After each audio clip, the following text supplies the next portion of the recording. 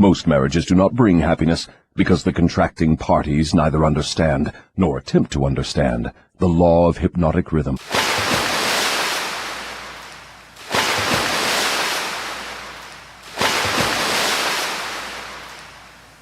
Welcome back to River Queen Conjure, No Narc Network TV, and Oshun Ajay exclusive. I am the Oracle, Oshun Ajay. This is lesson 26 of Dissecting the Devil, my people.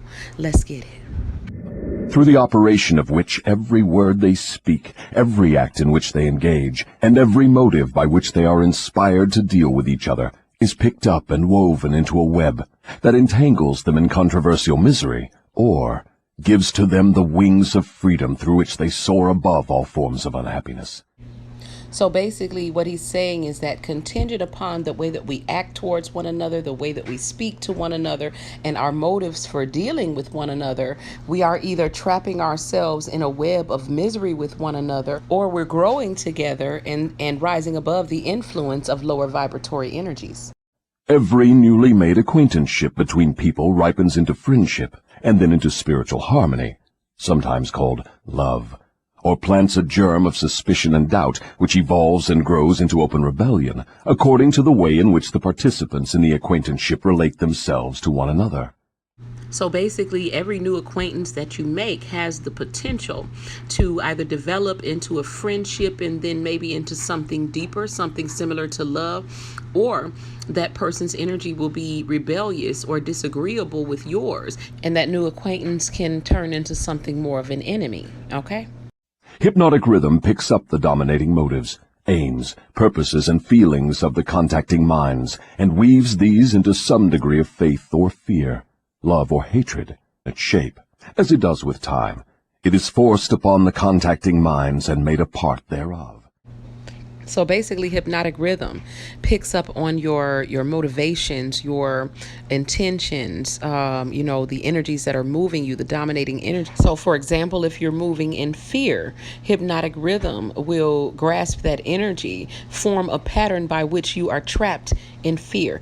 But if you're motivated by faith and love, then hypnotic rhythm will also grasp those positive energies and form a pattern by which you are surrounded by those things that you have faith in and that which you love, okay? In this silent way does nature make permanent the dominating factors of every human relationship. In every human relationship, the evil motives and the evil deeds of the contacting individuals are coordinated and consolidated into definite form, and subtly woven into that all-important human trait known as character. In the same manner, the motives and the deeds of good are consolidated and forced upon the individual. You see, therefore, it is not only one's deeds, but also one's very thoughts which determine the nature of all human relationships. You are leading into pretty deep water. Let's keep it near the shore, where I can follow you without fear of getting beyond a safe depth. Go ahead and tell me how this subject of human relationships actually works in the current affairs of a problem-filled world such as we have today. That is a happy thought. But let me make sure you understand the principles I am telling about, before I try to show you how to apply them in the affairs of life. I wish to be sure you understand that the law of hypnotic rhythm is something that no one can control, influence, or evade. But everyone can relate himself to this law so as to benefit by its inexorable operation. Harmonious relationship with the law consists entirely of the individual changing his habits so they represent the circumstances and the things the individual wants and is willing to accept. So you basically have to exchange your old habits for new ones that are in alignment with what you want. No one can change the law of hypnotic rhythm any more than one can change the law of gravity. But everyone can change himself. So no one can change the law of hypnotic rhythm, but you can use it to your benefit by exchanging old habits for new ones that align you with your higher self. Remember, therefore, in all the discussion of this subject, that all human relationships are made and maintained by the habits of the individuals related. All human relationships are made and maintained by the habits of the individuals related. Nikola Tesla taught us that if we wished to know the secrets of the universe, that we would think in terms of energy, frequency, and vibration. So if all relationships are made and maintained by the habits of the individuals involved, then we can safely conclude that we naturally gravitate towards those who vibrate on our same frequency. So for a lot of people whose relationships ended abruptly, if you pay attention, you'll notice that the relationship ended right at the point when you were beginning to expand or grow in some way, shape, or form. The person you were with was probably not growing, correct me if I'm wrong, but the immutable fact is that because you began to grow and the other person didn't, you no longer vibrated on the same frequency, and so your energies, by their very nature, had to part ways. Okay? The law of hypnotic rhythm plays only the part of solidifying the factors which constitute human relationships, but it does not create those factors. Before we go further with the discussion of human relationships, I want you to get a clear understanding of the subconscious mind. The term subconscious mind represents a hypothetical physical organ which has no actual existence. The mind of man consists of universal energy. Some call it infinite intelligence, which the individual receives, appropriates, and organizes in definite thought forms through the network of intricate physical apparatus known as a brain. These thought forms are replicas of various stimuli which reach the brain through the 5 commonly known physical senses, and the 6th sense, which is not so well known. When any form of stimuli reaches the brain and takes the definite shape of thought, it is classified and stored away in a group of the brain cells known as the memory group. All thoughts of a similar nature are stored together, so that the bringing forth of one leads to easy contact with all its associates. So basically, all thoughts are stored into different sectors of the brain according to their energy, their frequency, and vibration. So basically, when you think a thought of a certain frequency or vibration, it's naturally going to collect thoughts of like frequency and vibration. So this is why it's so important that if you want to experience positive things, that you discipline your mind to think only of the things that you want to create and experience, and not to think of the things that you don't want. So due to thought association, thinking negative thoughts will naturally send you spiraling down into a collection of other thoughts of that same frequency. So this is how you start spiraling down into depression, which is essentially just a negative loop of hypnotic rhythm. Okay? The system is very similar to the modern office filing cabinet, and it is operated in a similar manner. The thought impressions with which one mixes the greatest amount of emotion, or feeling, are the dominating factors of the brain because they are always near the surface, at the top of the filing system, so to speak, where they spring into action voluntarily the moment an individual neglects to exercise self-discipline. So basically, the moment you neglect to exercise self-discipline is when the things that you have made a habit spring into autopilot. So you can either make bad habits or you can make good habits. And if you've made bad habits, then you can always change those. Regardless of which habits you choose, hypnotic rhythm will take over and integrate them into a permanent aspect of your personality and overall disposition. Okay? So these habits, which he refers to as emotion-laden thoughts, are so powerful that they cause the person to rush into some sort of action that they haven't run through their reasoning faculty. Basically saying that these people are acting without thinking, which explains why a narcissist does things that make absolutely no sense at all. Okay?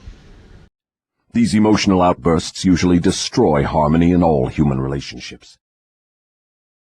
The brain often brings together combinations of emotional feelings so powerful they completely set aside the control of the reasoning faculty.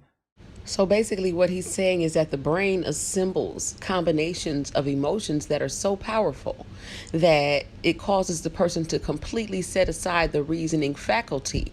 This essentially means that this person who is going into what we call a narcissistic rage is essentially temporarily or permanently insane. Check it out. Stop this. I can do whatever I want. It's my shit in my house. No, it's not your stuff, If I James. This break is my something- personal stuff. If I break something in my house... This is my personal fuck. stuff. You know what, Danny? If I break something in my house... Get out of my house now.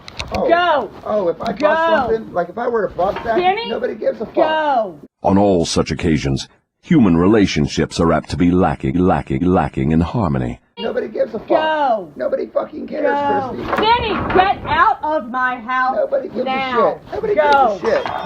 Go. Don't have to. Go. Danny, go. Your son is You're inside blocking and you're going me. to Don't scare give a the fuck. shit out of him. Don't give a fuck. Through the operation of the sixth sense, Intuition. the brain of a human being may contact the filing cabinet of other brains and inspect at will whatever thought impressions are on file there. So fine-tuning your intuition gives you the ability to tap into the minds of other people at will. This is a fellow tarot reader picking up on my energy and even named my stalker by name. Check it out. So I hear right away Venus retrograde. So that means something to somebody here? Goddess. You hear that? Goddess of love. Yeah, because you are known in the tarot deck as the Empress. So it's you and Libra, Taurus and Libra, right? Yeah, the goddess of love. We're getting here. But I feel like you're making money. This is Ten of Pentacles. This is about money right there. So I feel like you're making money. Maybe it's online. You're making money online or something. And then, yeah, this is a star card. Like, I feel like that you are a star right here. I feel like that you are definitely healing. Maybe it's your financial situation right here. The star card. You could actually be an actual star. You are a star. You're supposed to be a star in this lifetime or something like that. They're trying to block the fact that you are a star. That's what they're trying to do. But they want to block that energy right there. That is so beautiful for you. It's like, oh my God. Yes, that is beautiful. Energy that's right there, okay? And this person is trying to block that. That is off the freaking chain. Somebody here is trying to block it, okay? So I'm getting here. I hear this person's name is Clarence or something like that. The condition under which one person may contact and inspect the filing cabinet of another person's brain is generally known as harmony. But you may better understand what is meant if I say brains attuned to the same rate of thought vibrations can easily and quickly exercise the privilege of entering and inspecting each other's filing cabinets of thoughts. And this is the reason why twin flames are able to communicate telepathically. In addition to receiving organized thoughts from the filing cabinets of other brains through the sixth sense, Or intuition. one can, through this same physical organ, contact and receive information from the universal storehouse known as infinite intelligence. And next, recognition of the existence of infinite intelligence that gives originalness to the entire universe. That the individual, you that is a minute expression of this intelligence. And as such, you, the individual, your mind has no limitations except those accepted or set up in your own mind. Hill speaks on the idea that humans can access a universal intelligence deeper than individual thought. He writes, "Through the faculty of creative imagination, the finite mind of man has direct communication with infinite intelligence. It is the faculty through which hunches and inspirations are received. It is by this faculty that all basic or new ideas are handed over to man." He'll believe that by getting into a mode of creative imagination and combining this state with powerful desires and emotions, humans could access the universal mind, the intelligence of the one consciousness that unites us all, and bring forth plans and insights previously thought unimaginable. Well, if I had wavered 1 second in my belief that I would do it, I would never have done it. You have any idea what played the strongest part in what I've achieved? It wasn't my brilliancy. It wasn't my outstanding intelligence. I have no more brilliancy than the average person, and no more intelligence than the average person. But there was something in there that was responsible for it. I believed I could do it, and I never stopped believing it. The harder the going was, the more I believed I would do it. Sometimes it feels like an intelligence far deeper than the thinking mind moves through in times of deep imagination and flow. So perhaps it's possible that the intelligence of the universe can be tapped into and manifest in us as the source of deeper insights. All information reaching one's brain through the sixth sense comes from sources not easily isolated or traced. My God. Yes, that is beautiful. Energy that's right there, okay? And this person is trying to block that. That is off the freaking chain. Somebody here is trying to block it, okay? So I'm getting here. I hear this person's name is Clarence or something like that. Therefore, this sort of information is generally believed to come from one's subconscious mind. His name is Clarence or something like that. The sixth sense is the organ of the brain through which one receives all information, all knowledge, all thought impressions which do not come through one or more of the 5 physical senses.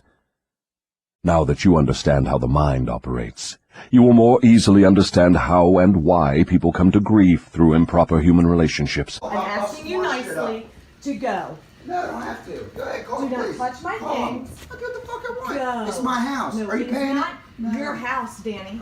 And we'll bust the rest of this shit up too, Christy. Let's go ahead and have it out. Let's have it out because that's what you want. I don't want to have anything. Okay, then let's Danny. get a fucking divorce, What asshole. I wanted was for you I to don't be want nice. nothing to do with you. I don't want nothing to do with you. So everything you've been saying for the past 2 months has been a fucking lie, just like the because rest you're of a your fucking life. asshole. Why, You're Danny? a fucking Because asshole. I asked I don't for want you. nothing to be with you, Christy. Okay. Just fucking divorce. I Fucking said get done. yesterday I will, and today you can go until we figure out who's going to be here.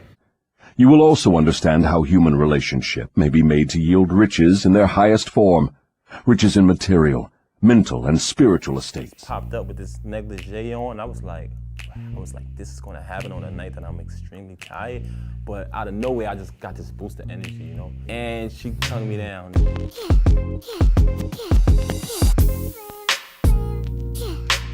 I don't think it ever there was like a light bulb moment when it went off over my head, like, oh my God, he's the one. But I did notice that he was different from, other guys and other relationships that I had been in. He had this thing where he would never say a derogatory word about women. That was something that stood out to me, and that showed me more than he was already showing me, that he put women on this pedestal and held them in high regards and had a lot of respect for women. Moreover, you will understand there can never be happiness except through understanding and application of the right principles of human relationships. You will understand, too, that no individual is an entity unto himself, that completeness of mind can be attained only by harmony of purpose and deed between 2 or more minds. He was like, I think she liked you. I was like, oh, for real? I was like, wow. He was like, yeah, I'm telling you now, if you're going to deal with her, make sure you be straight up. We came to the studio. She didn't show up that particular day. We set up the session. Because I never really wanted to do a song anyway. I just liked him, so. And then You will understand why every human being should, of his own choice, become his brother's keeper in fact, as well as in theory. another day, she actually showed up, and we did a track together called Bonnie and Clyde. Before the session was over, I just asked for her number, and after that, the rest was history. What you say may be true, but I still insist that you have me beyond safe depths of thought. Let us get back nearer to the shore, where I can wade in familiar water. We shall go out into the deeper water after we learn to swim well. We started out to discuss the subject of how to profit by adversity, but it seems we have drifted somewhat afield from that subject. We have detoured, but we have not drifted. The devil never drifts. The detour was necessary in order that you might be prepared to understand the most important part of this entire interview. We are now ready to get back to the discussion of the subject of adversity. Inasmuch as most adversities grow out of improper relationships between people, it seems important to understand how people may become properly related. Naturally, the question arises as to what is a proper relationship between people. The answer is that the proper relationship is one that brings to all connected with it, or affected by it, some form of benefit. I knew she was the one, when we separated, I always wanted to be, I couldn't wait to get back in her presence. What then is an improper relationship? Any relationship between people which damages anyone, or brings any form of misery or unhappiness to any of the individuals. Hey, we're not in agreement on anything other than 50-50 custody of kids. Okay, All good. I wanted was somebody to be nice. Oh, good. And you couldn't do Hey, that. guess what? I'm gonna start hiding shit. You've already hid shit, Dan. You've already been hiding stuff. Danny Baldwin, I swear to God. Get out of my house! Danny, stop it! Okay. Go! No. My son is in here and you are a fucking asshole! Get out of my house There you go, motherfucker. Fucker. Yup, there you go. Go. Get out of my house, Danny. Go. Let's stomp on some more shit. How can improper relationships be corrected? By change of mind of the person causing the improper relationship, or by changing the persons to the relationship. Some minds harmonize naturally, The lips to kiss them, the legs to stand. Now I'm so while others just as naturally clash. Get out of my house, Danny. Successful human relationships, to endure as such, must be formed of minds that naturally harmonize, quite aside from the question of having common interests as a means of bringing them into harmony. When you speak of business leaders who succeed because they know how to pick men, you might more correctly say they succeed because they know how to associate minds which harmonize naturally. Knowing how to pick people successfully for any definite purpose in life is based upon ability to recognize the types of people whose minds naturally harmonize. This ends lesson 26, my people. The links for Patreon and BadassWitch exclusive are in the description box if you'd like to join the private No Narc network, as well as the private Emerald Tablet book study. Cash App and PayPal links are there if you'd like to donate or support the channel. Links to anything else you might need are also in the description box. Super chat button is also on. This is the end of lesson 26. I will see you guys on lesson 27, my people. Peace. the eyes to see them, the lips to kiss them, the legs to stand, the arms to hold them. Like everything that you've been through in every relationship up until that point was preparing you for the person that you're with now. And I do believe that.